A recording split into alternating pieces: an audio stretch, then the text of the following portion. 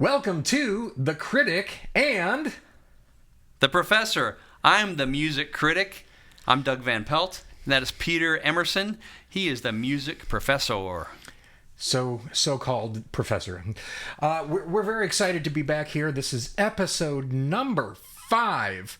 Can't believe it, but this has been a lot of fun, and we are here to listen to some music and tell you our thoughts on it. And we're going to get going with our little bumper right now. Okay, bump away. Bump.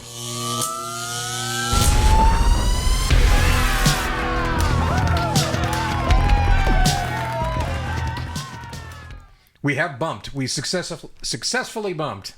I want to point out, look at this swag that Doug's wearing here. Yes. He is wearing a... We are the champions, my friend. Critic and Professor with Doug Van Pelt and Peter Emerson. The podcast merch is starting to emerge here. So maybe this is the start of something big. Merch emergence. That's it. There we go. Yeah. We're going to have to call Anthony Gober and see if we can see if we can get things going. By the way, Anthony did retire from his business, but that was on April 1st, and so we know that was just a joke. He was fooling. Yeah. Fooling. Yeah. Name that band. Def Leppard, Def Leppard, Def Leppard, Def Leppard. Oh, yeah. It's Def Leppard. There's the answer. Yeah. There you go.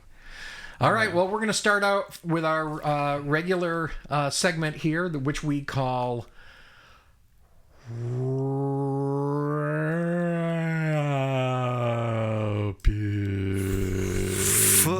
Fire. Bumper now. Rapid fire. Rapid fire. We're too goofy. Nobody's going to listen to this. Are you ready? Yes. So this is the 5th episode.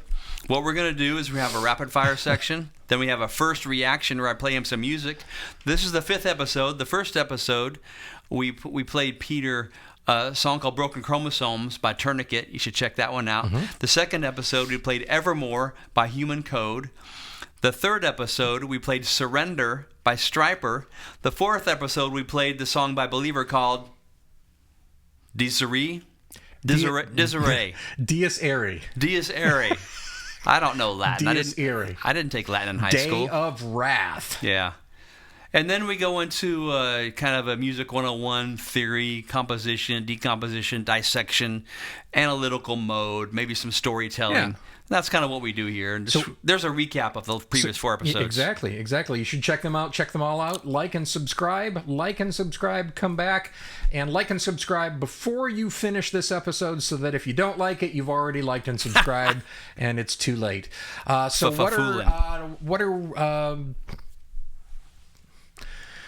Anyway, let's get into rapid fire. You ready for the first question? I'm ready for rapid fire, yes. Best Rush song after the Moving Pictures album.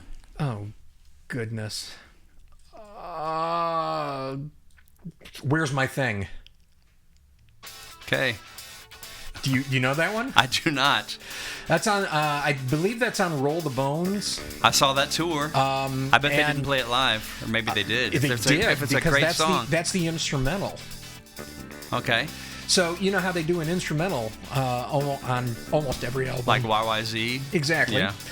Where's My Thing was the instrumental on that album, and I'm going to fact check this, because if I get it wrong, send your emails to Doug Van Pelt at thecriticandtheprofessor.com. There you go. You said fact check, not fat check, right? Yeah, no, if you're going to fat shame him, send that to Doug Van Pelt at thecriticandtheprofessor.com. Otherwise, fact-checking would be fine. I'd like to lose 40 more pounds. Was that my question? How many pounds would you like to lose, Doug? It's your turn. Ask me a question, Peter. Okay. Doug and I talk about music outside of this podcast as well. Believe it or not. Probably won't surprise you. And tonight we were talking about Triumph, another Canadian power trio. Tell me, what's your favorite Triumph song and why? Ooh, my goodness. I'm going to zero in on the Rock and Roll Machine album. Okay. First Triumph album I ever purchased. And it's going to be a toss-up between the Blinding Light Show and the Blinding Light Show Reprise, I think it was called. And before that, I think Street Fighting Man which I think it comes before the Blinding Light show. But I'm going to have to go with the title track, Rock and Roll Machine, because of that Rick Emmett guitar solo that was a burner. But that album doesn't have a bad song on it. No, it really doesn't. And I understand that you have quite a few Triumph vinyl albums. I do. Yeah. On my birthday, Peter gave me about 5. That's right. Yeah. I tracked them down. I had to go all the way up to Canada and knock on doors and say, hey, you guys Progressions got this? of Power, Never Surrender, Thunder 7, and Just a Game. Yeah, I couldn't find Sport of Kings. Sport of Kings, yeah. Haven't heard that one ever, or in a long time at least. Yeah, there you go. Anyway, Triumph, great band. Rick Emmett, incredible guitar player, very underrated, brilliant falsetto singing as well. Yeah. Yeah. All right. Great player. You're up there. From Triumph to the Partridge Family and the Monkees. Okay. 2 partially fictional bands that were on TV. I watched the shows as a young lad. If neither of these bands had ever existed, how might that impact music or bands we know today? Well, first off, I will say that the Monkees story is really, really interesting because those guys actually could play. They could actually write. And at first, they kind of fought with the studio that was putting together the show, and I don't remember which network it was. You'll have to forgive me on that, and I will look that up and fact check that for the broadcast of this. But they had to lobby really, really hard to get any of their own material on the show, and it wasn't until the show kind of proved itself and they proved themselves that they actually started writing material and using their own material on the show. So it's really kind of interesting. Wow, I didn't know that. They were a manufactured group. They were put together. They were kind of like what you would think a boy band, you know. Put these pieces together. Put these pieces they're together, a band now. and now they're a band. But these guys actually gelled together really, really well. Yeah. And similar on the Partridge Family, because they were talented, but I don't think that they ever gelled as a group the same way that the Monkees did. And so it's an interesting question. I don't know whether or not like the boy bands would have been manufactured and put together the way that they had in the late 80s, early 90s, and maybe even going forward. It's a really interesting question. I don't know how to answer that, other than that the Monkees went a little bit deeper than I think a lot of people realize. Yeah. So there you have it. Davy Jones, Rainy Jane, you're going to stop your crying sometime. There you go. Have a little story about the Monkees. There was an ill-fated tour in the late 60s where their opening act for a few short, ill-fated dates was none other than Jimi Hendrix. Can you imagine? Oh, wow. That is pretty incredible. Yeah. Yeah. So I would, if that happened to me, I would definitely be a Daydream believer. Yeah. Mom, what is he doing to that guitar? I don't understand. Your turn, Peter. Okay, Doug. Have you ever interviewed a Christian band and called them out on theology? Yes. There's a band called Bride, and the lead singer of Bride is Dale Thompson. They've been a career band. They started in the early 80s. They were called Matrix before they were called Bride, before they got signed to their record deal with Refuge Pure Metal Records. And a couple brothers from the Louisville, Kentucky area. Mm-hmm. And later on, in years, after multiple albums, they've put out a ton of material. Dale Thompson, the lead singer, changed his theology to become a Universalist. Universalists believe, if I'm quoting their doctrine correctly, that Jesus paid the price on the cross for everybody's sin and everybody gets in, regardless of belief or anything on our part. He died for the whole world and everybody goes to heaven.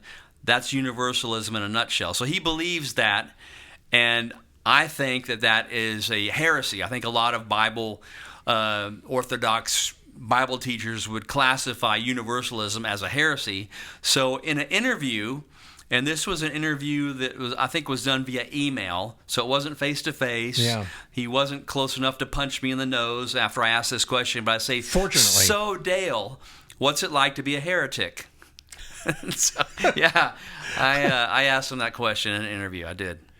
And what was his answer? I can't recall, but he kind of, I think he absorbed the punch like a good boxer. He's a big boxing fan. He absorbed the punch and kind of explained his, and he countered that it was a heresy, and kind of offered his defense of the doctrine to some point. But I can't recall the details of that. I can neither confirm nor deny that he punched me, or canceled his subscription, or what. There you go. It's a long time ago. Little Birdie told me that that Bride is hanging it up this year, and that their last concert's going to be sometime this year in Ohio, I understand. I'm glad you brought that up. When you first asked me the question, I thought I'm going to answer about Bride. I wanted to bring that into my answer, but you did it for me, so thanks. Yeah, somewhere in Ohio. I think it's in October, and that'll be a concert worth seeing. Yeah, they've got some international dates coming up, and we'll try to provide those for you. And if you're in the Ohio area, see if you can check that out. Go see Bride. Somebody asked me if I would like to be involved in that, and I said I am interested. So I might be at that show. Very cool. More details to come later. Perhaps a live taping of The Critic and the Professor at a Bride concert. Hey, how about that? That would be good. We won't go to hell. No, we won't go. That's one of Dale, their we will songs. treat you fairly if you set us up with tickets to your show. All right. There you have it. Tickets and T-shirts and a meal. Oh, yeah. Yeah, and we eat well. So You can tell. All right, you ready for your last question? I am ready. Peter, what is the hardest riff or riffs to play on the guitar? Oh, goodness. That's a great question. So the guitar is a pretty specialized instrument. Uh-oh, he's eyeing the guitar. I just happen to have the guitar behind me. Is it plugged in? Well, it might be. It's called a softball, ladies and gentlemen. We throw out a question that you know that interviewee is going to like. Hardest riff to play on a guitar? Yeah, I don't know the hardest riff to play on a guitar. The hardest thing to play on a guitar is probably trying to play it like a piano. Okay. Because it's not a piano, and I don't have any a sustain pedal on this. Okay. So I can't play it like a piano. There is a button on the backside here that you probably can't see that I have to push if I want the note to hold. Oh, really? So you really can't play it like a piano, and I would play a piano with two hands like this anyway. Yeah. But anyway, so I don't know.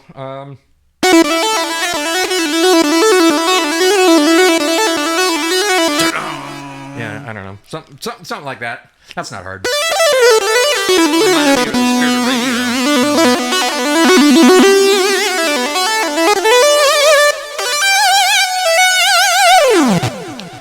Anyway, guitar, nerdy fun. I highly recommend it. If you need a guitar player, call me. All right. There you go. All right, thank you.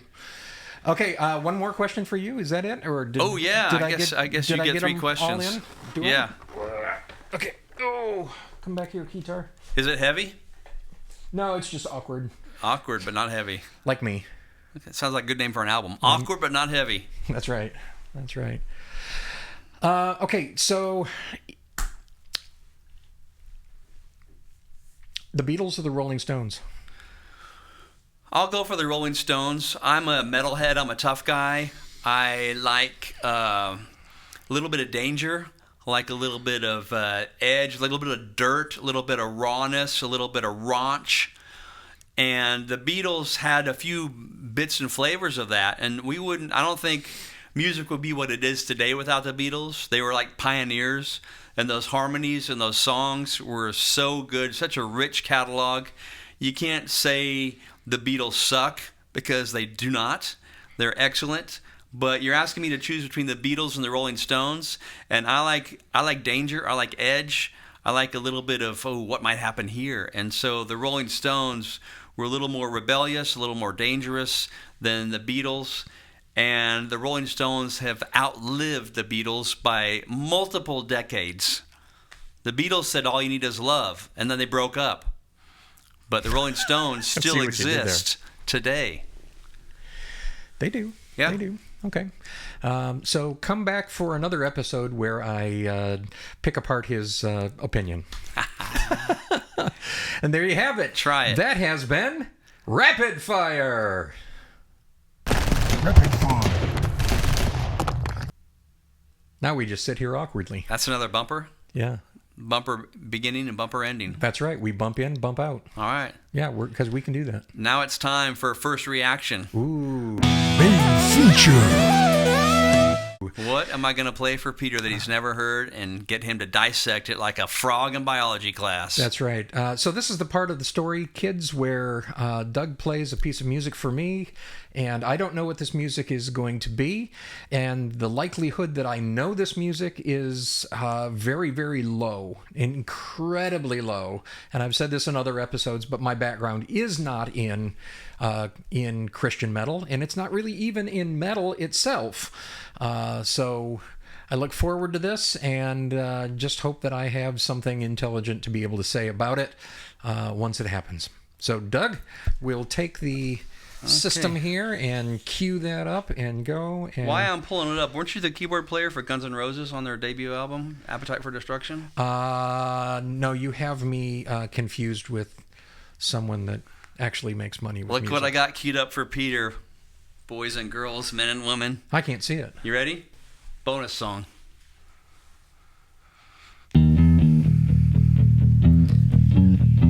This isn't the song, by the way. This isn't?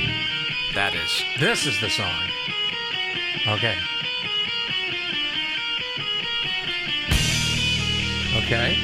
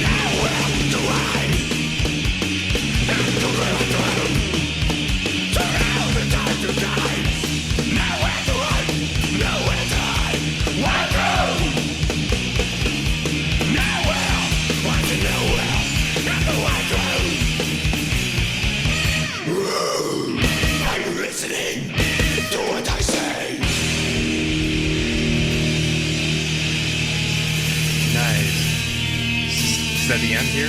Yeah. Does it keep... Oh, nice. Okay, all right. Well, that was a relatively short song, actually. Yeah. Probably just under 3 minutes, 2:45 maybe. I'll give you an exact you tell count me. here in a second. Original pressing of the vinyl here. Wouldn't you know it? Doesn't have the time on here. Does not. But it's not too thick as far as Well, we could probably look a right width. here, too. Oh, yeah, you're right. It's just over 3 minutes. Yeah. Yeah. So, okay. Cool. So the name of the band is Vengeance. Vengeance Rising. Vengeance Rising. Both words in the title there. Never heard of them. Okay. And the album is Human Sacrifice, and the name of the song, I'm guessing, is Nowhere to Run? No, it's White Throne. White Throne. White Throne. White Throne. The White Throne Judgment. I would not have guessed that. Throne with an N, not a W. Yep. Okay. This is the original pressing where they were still called Vengeance. Another band from Germany, I think, reared their ugly head and said, hey, we got rights to that name, you need to change your name. So they added the Rising. In subsequent pressings of this album had Vengeance Rising. Interesting. Well, that's why I said Vengeance, because I saw the album cover there. Yeah. Okay, so, all right. It's very interesting, and I had to giggle at some of it because it just struck me as like, this is just very, very interesting in a way that I wasn't expecting. Mm-hmm. Okay, so I love the guitar riff. Very,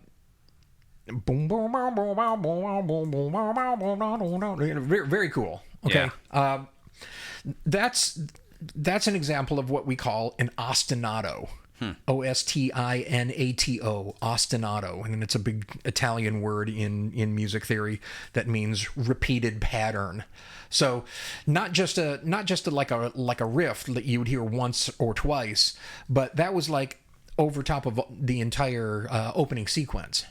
Right. So great use of an ostinato in there. I thought it was pretty cool. I got a little dissonant a little bit later when they added in layers. And I think those layers came in like in perfect fourths. I'd have to go back and listen to that again. It went by really quickly and only happened once. And so when you just stick with parallel fourths, some of those notes are going to be in the key that you've established, and some of them are not. And so it kind of gives it a little bit of a kick of dissonance in there. It felt like they did a time change in there from what felt like 4/4 to 3/4. It had this kind of feel, but that was deceptive. They were setting up this, which is clearly in a duple time signature, meaning multiples of 2, right? So either 2/4 or 4/4 or whatever. 1 2 1 2 1 2 1 2 1 2 3 4 1 2 3 4. You know, one of those. Yeah. But they still had that kind of going on underneath that, and you're like, oh wow, they just kind of really messed with the time there, and so that was kind of clever that with how they disguised that. It's almost like if you go to a fancy French restaurant, you can order a deconstructed dish. Have you ever heard of that? No. It's where they send you like a deconstructed sandwich would be. They send you all of the elements of the sandwich, but separately. It's kind of silly. I don't know. It's French, you know. What can you do with the French?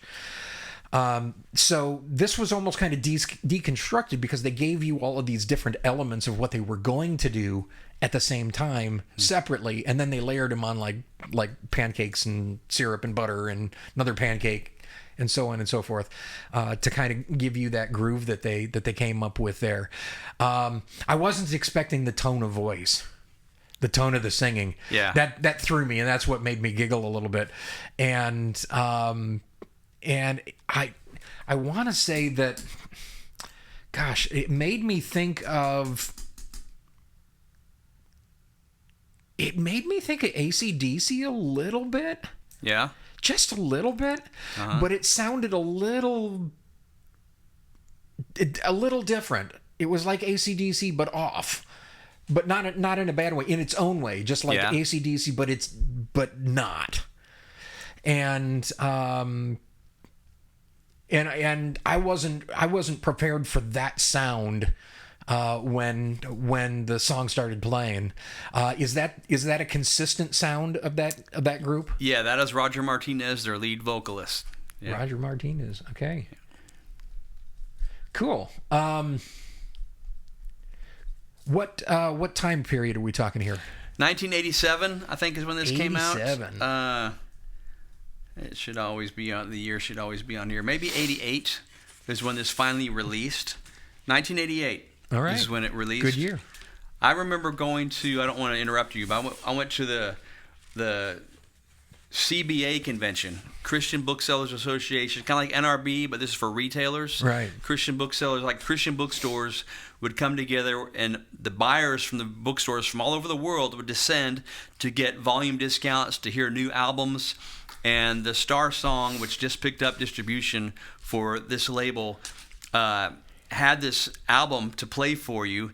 And so you had these like 70-year-old people from Christian bookstores hearing those vocals for the first time, which sound kind of like the Hollywood Exorcist, like what a demon might sound like if Hollywood was giving us the story. And they were blowing people's minds from the get-go.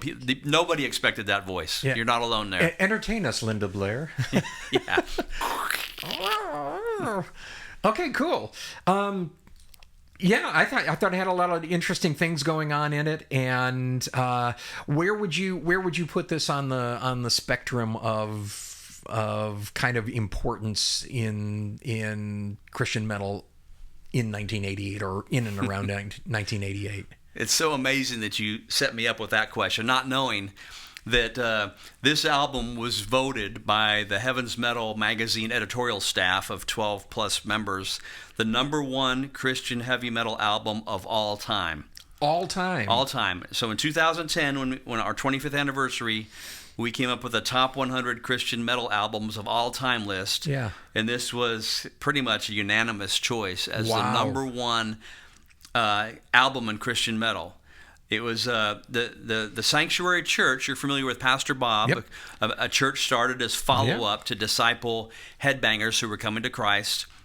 This was a sanctuary project, and we brought up the Monkees. It's so funny to make this correlation, but this band was constructed. The pieces were put together to form the first Christian thrash band, because Slayer had come upon the scene and were blowing people's minds. Like thrash was a new form of metal that was dirtier, faster, time change galore, a whole new style, a whole new level of toughness for metal, and macho guys want to be tough, and this was as tough got. And the church wanted a Christian representation in the Slayer thrash music scene. So Pastor Bob Beeman, according to legend and story that's been documented, handpicked these musicians to be in this band. Funny enough, the first singer was a girl named Sharon Shubin, but that apparently didn't last, and Roger Martinez, who went on to become a pastor for the Sanctuary Church in North Hollywood, became the lead vocalist. And when I put together a box set called the Heaven's Metal Collection in 1992, I picked 31 bands, 31 songs to put together in a 2-disc or 2-cassette box set. Wish it would have come out on vinyl, but this was when vinyl was phasing out. And I picked White Throne from this album to be on there. So this is my personal favorite song on the #1 Christian metal album of all time. Well, there you have it. That's pretty amazing stuff. And it's Vengeance Rising. Of course, this audience knows that. I didn't know that. But this is Vengeance Rising and White Throne. Yeah. Very cool. Lots of stories to tell about this album. One time I was in the Southern California area for the summer of, I'm not sure what year it was. It was after that. Anyway, I was at a Christian bookstore called Joy Bells on Old Main Street in Garden Grove, California, and Roger Martinez pops in. Joy Bells was having a sale on study Bibles, and he had driven from North Hollywood to get some study Bibles at a huge discount for some of his parishioners, some of the people at his church that needed a good study Bible. And me and him went to Denny's afterwards and hung out and talked. And we talked a little bit about their live show. Back in the days when they were still playing just locally in Hollywood, Sunset Strip area, Southern California, and Orange County, they had actors on stage, and they had a live crucifixion scene where they had an actor up on the cross, strobe lights and dry ice and the whole deal. And Roger looked at me and he goes, bro, don't tell anybody this, but Vengeance wants to be the Pink Floyd of the thrash scene, bro. That was really one of their goals, is to be very visual as well as very intense. Yeah. Didn't turn out they ever really went into that, and it's funny that he didn't want me to tell anybody that secret. Possibly because they knew that maybe they weren't going to pull it off, or they never actually went ahead and did that. At least on the road, they went on a couple tours when their first couple albums came out. But it's a fun story that how visual and how insane. And of course, they had mosh pits at their shows, like high speed ricocheting in a corner at hyper speed, where you could get hurt at one of their shows by being in the mosh pit and getting knocked on the ground. Yeah. The first time I saw Vengeance, it was the Metal Mardi Gras in Long Beach, California, in the Velodrome, where the Olympics had their cycling events. Yeah. And when Vengeance came on, I was a skinny guy and had my camera out, and some of the guys in White Throne magazine said they had a video behind me, and they could see somebody in the mosh pit hit me, and I went flying horizontal. Oh, my goodness. About 7 or 8 feet. And fortunately, my camera did not break. But, yeah, you could get hurt at a Vengeance show. It was tough guy music, and it was brutally fast and brutal in-your-face stuff. Wow. Very cool. Thank you for sharing that with me. You betcha. And that has been our main feature. Main feature. All right, so we already got into a little bit of what you were going to share with that particular band. That I was going to ask you some questions for our Behind the Mic segment with Doug Van Pelt. Let's expand on this a little bit, and let's get into that Behind the Mic with Doug Van Pelt. Behind the mic? No, not that one. Behind the mic. Is this thing on? Not that mic. This mic. Okay, so a manufactured group, obviously manufactured with real musicians that could really do things. Yeah. Okay, so how do you know any of that backstory of how he put together, how he found these people? Were they parts of other groups already? Was it how did that come about? That's an intriguing story. It is, and I don't know if I'll get all my details correctly. The picture on the back of their debut album shows 5 members. One of the original guys, a guy named Glenn Rogers, who is in a band currently called Hyrax. I believe he's still playing with them. Was in this band. He also played with Deliverance, which is another foundational speed metal thrash band. Deliverance was more on the edge of speed metal, and Vengeance was a little more on the side of thrash. Not exactly. Not that Deliverance, not the movie Deliverance. The band Deliverance. Squeal like a They were pig. Compatriots, another Sanctuary metal band at the time. Speaking of Sanctuary, the hand in this photograph is Pastor Bob's hand. Oh, no kidding. Yeah, he wanted to have a hand in it, and he did. Oh, boy. This is Pastor Bob's hand. But it's funny because these guys, Doug Thiem and Larry Farkas, the 2 guitar players, and Roger Martin, not to be confused with Roger Martinez, the bass player, and Glenn Mancaruso. Wow, there were way too many Roger names in this group. I'm sorry about that. I apologize on behalf of the band, Peter. You should. But these guys are fans of Deep Purple, and they kind of grew up with classic rock. As they had kind of this blues, and you can hear some blues in White Throne the way that song started. Yeah, it kind of had so it was a bunch of blues aficionados who were great enough musicians to be able to play in breakneck speed with time changes and keep the song together. They could pull all this off because they were this super talented, and so that's probably the chief reason they were selected is, one, to have a desire to play this kind of music, and two, that they were talented enough to pull it off. And they certainly did. I saw them live several times, and they were a notch above live. They could pull this sound off live.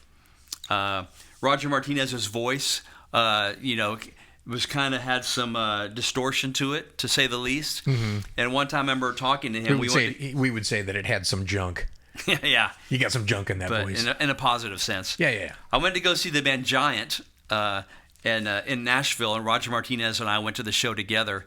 And he was telling me that his voice, one of the secrets of his voice, was he got very close to the mic, so he didn't have to exert and blow out his voice. He could do those inflections in a very without controlled, using his lungs to do it, and didn't blow out his voice, so he sounded as strong at the end of the show as he did at the beginning. And he had to preach, and he preached these awesome sermons from the stage at that time. And so that's a little secret of his, is that he let the microphone do its job, and that's right, the sound system do its job as well. If you have good equipment, you got to rely on it and let it do its job. Yeah. Very cool.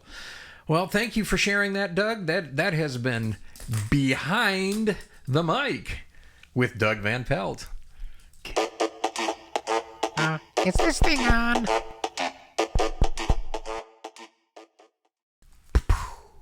Glad to share. That's awesome. Yep. All right, so we're going to get into this last segment that we have for you that we like to call Crash Course.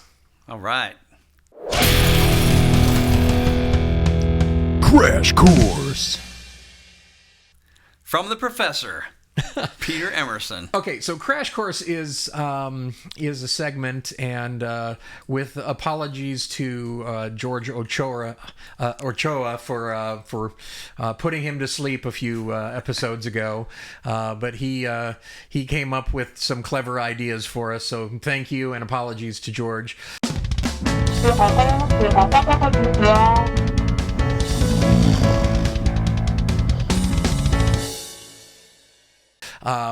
So with Crash Course, this is where I'm going to kind of go a little bit deeper into a music theory thing that I've experienced. And Doug has actually been asking me about this for a few weeks now, and a few episodes. He's mentioned that his favorite... one of his favorites from my show, He Rules the World, is a song called Patapan. And Patapan is a very, very old melody.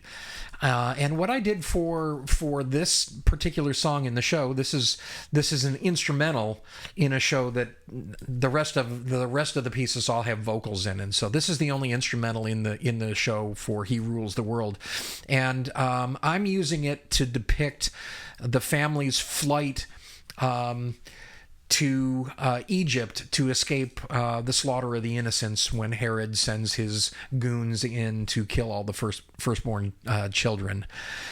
And it has this really, really beautiful melody.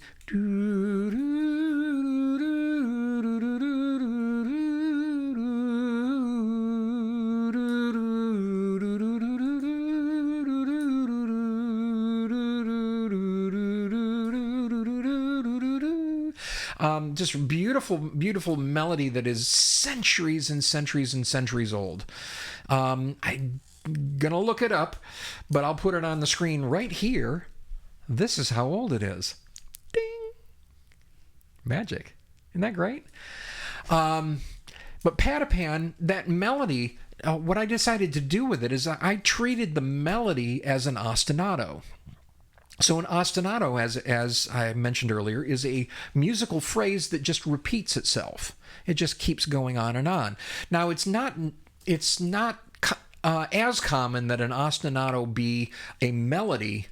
It's usually just some sort of kind of like riff or something like that is used as the background. But this is the melody of the song, and this melody I continue in its current fashion over and over and over and over and over and over and over until it builds and builds and builds until 2/3 of the way through the piece, to where it goes away from that temporarily and quotes something else, and then it comes back to it.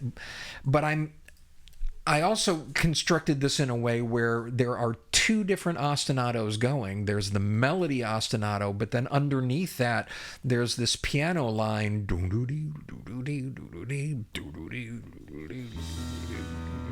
And that continues underneath as well. So there's like these two dueling ostinatos.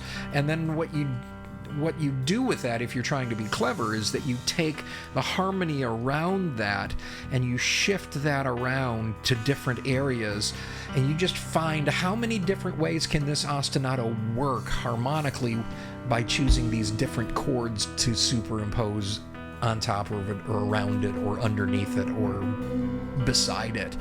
And some of it causes more tension and some of it causes less tension. And it was just a really interesting study of how do you take one line and have that line continue over and over and over and over and do something interesting with it. How can you keep doing that? And and I know that this is a metal-based program here, Heaven's Metal, and all, but if you really want to look at an incredibly brilliant example of how a composer takes a simple idea and extracts as much of everything out of that simple idea as he can, look at Beethoven's Fifth Symphony. Because you get two pitches, four notes, bum, bum, bum, bum, in C minor. And I'm not singing in C minor, but that's okay. Bum, bum, bum, bum. That's a repetition of the first idea. That's what we call a sequence. Dum, bum, bum, bum. Bum, bum, bum, bum. The sequence happens, the same idea, three notes on one pitch to a note that's a minor third below. Bum, bum, bum, bum. Same thing, lower pitch class. And then Beethoven takes that and goes bum, bum, bum, bum. Bum, bum, bum, bum. There it is again. Bum, bum, bum, bum. Now we've got a perfect fourth. It's no longer a third. Bum, bum, bum, bum, bum, bum, bum, bum. Bum, bum, bum, bum, bum, bum, bum, bum. Bum, bum, bum, bum. It's the same thing. It's one idea. Bum, bum, bum, bum. Oh, now he's connecting those notes, the top note and the bottom note, by passing a passing tone in between. Bum, bum, bum, bum. Ooh, let's flip that upside down. Bum, bum, bum, bum. That was such a good idea. Let's do it again. Bum, bum, bum, bum. Bum, bum, bum, bum. Bum, bum, bum, bum. Bum, bum. Two chords, the root and the fifth. He's working with two chords, the tonic and the dominant, and one musical idea, three notes on one pitch, and then the fourth note on a second pitch, a third below. And that gives you bum bum bum bum bum bum bum bum bum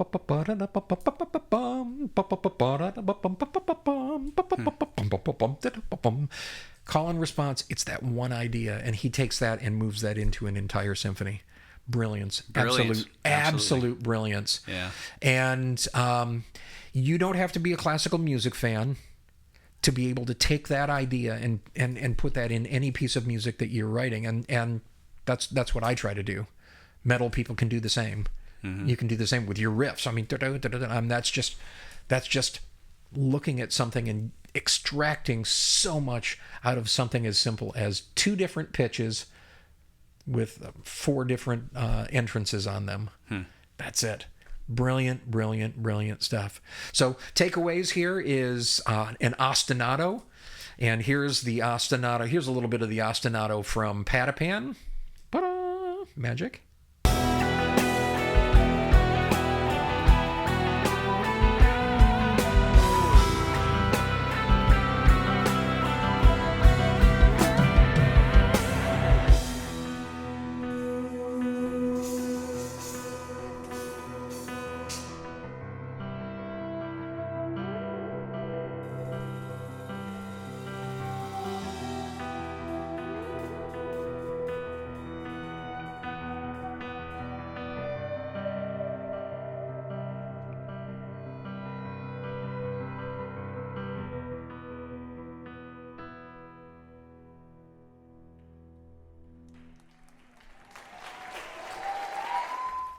And from Beethoven's Fifth Symphony, we get this idea of a sequence, and a sequence is a repetition of an idea at a different pitch, at different pitches.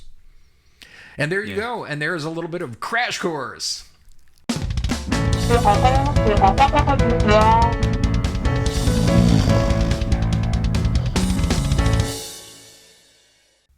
All right, thank you, Peter. And I just want to say that Patapan, I think, is the most metal part of the He Rules the World rock opera, rock musical. And melodic guitars, guitar players are going to love it, from Phil Keaggy to any metal guy. Yeah, Just it's listen to that. it's got some moments in it. Do you think that's more metal than Oh Holy Night? Well, that's a good point.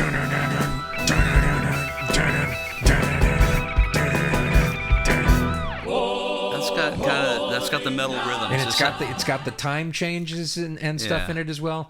Check that out. Check out Patapan and check out Oh Holy Night from He Rules the World, and let us know which one you think is more metal. There you go.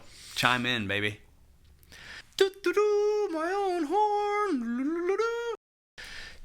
Shameless plug. All right. So we want you to subscribe and like this playlist. And check out the other videos on the Sanctuary International Matrix.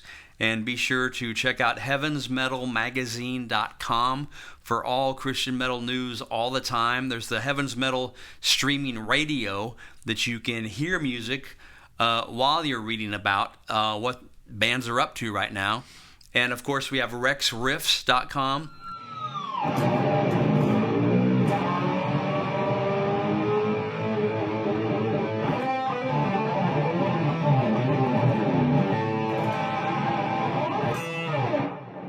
We're Guitar Shredder, Rex Carroll. Wait till I play some Rex music for Peter in a future episode. Yeah, don't tell me which one, though. You can subscribe for $10 a month and 3 days a week, Monday, Wednesday, and Friday. You will start your morning, or sometime in the morning, you'll get a video delivered to your smartphone, a text message with a link, a text message with the actual, not a link, but the actual video. You'll have it on your phone to be thrilled by, share it with your friends, and that's rexriffs.com. And we got herulestheworld.com. herulestheworld.com for more information on the show, and you can check out the soundtrack minus the Oh Holy Night, however, because that wasn't in the first recording of the show, but on Spotify, Apple Music, anywhere you stream your music by searching for He Rules the World. Maybe you could get us that song for the Heavens Metal streaming radio. Perhaps. I do have the live recording of that. Maybe I can get you a mix of that for that. I'd be happy to do so. We'll see. All there right. There we go. We'd like you to like and subscribe to our podcast, and thanks to Sanctuary International and the Matrix, and check out what they have going on there, and make sure to say hi to Pastor Bob for me. And I wanted to bring something up, Peter. It's Yeah. just another thing. There was a show, an Immortal Festival, that happened last summer around, was it Labor Day weekend, in Versailles, Ohio. And you were signing autographs with Triton. What's up with that? Did you play with Triton? Were you on stage? What happened? Yeah, Tell us. I was on stage with Triton. So I was fortunate enough to meet Larry Dean, and to be I somehow weaseled my way on stage with Larry, and ended up getting an invite to travel to Immortal Fest for the Triton set in the second week. The second weekend of Immortal Fest. And I joined with guitar in hand and sang the John Elefante part on the Revelation song, and played the keyboards for that particular song at Immortal Fest. It was an amazing experience. It was really my first big immersion into Christian metal. And I have to say that community was absolutely nothing short of beautiful. Just stunningly welcoming people, loving all Christ followers, and very giving and very humble, and a little bit goofy. Looking at you, Ray Para, and it was. it was just great meeting all of them, and what a great experience that was. And thank you to Larry Dean and PJ Bostic and Jim Laverty for putting up with me for a couple of days. And I felt like an outsider, but they did their best to welcome me and get me up on there on stage. And for some reason, after the show, they said, "Hey, come on, we're going out to sign autographs." And I kind of stood by the side, and they're like, "No, come on, you were on stage, you got to sign autographs." And people actually wanted to get my autograph because I was there, and that was a lot of fun. Keep an eye on eBay to see how much Peter's autograph from the Triton album flat gets on eBay. But so Peter, you sang John Elefante's part. So you replaced the singer who replaced the singer, Steve Walsh of Kansas. Yes, apparently wow. I did. Yeah. Not anybody else in the entire world can say that. So kudos to you, brother. Okay, cool. Thanks. All right. Yay. That was fun times. And anyway, check out. Larry's got a couple of new projects coming out. He's got his Revelant project that's coming out, and the new Triton Everest is going to be coming out soon. So look for that, and I'm sure that's going to be fantastic. Sure will.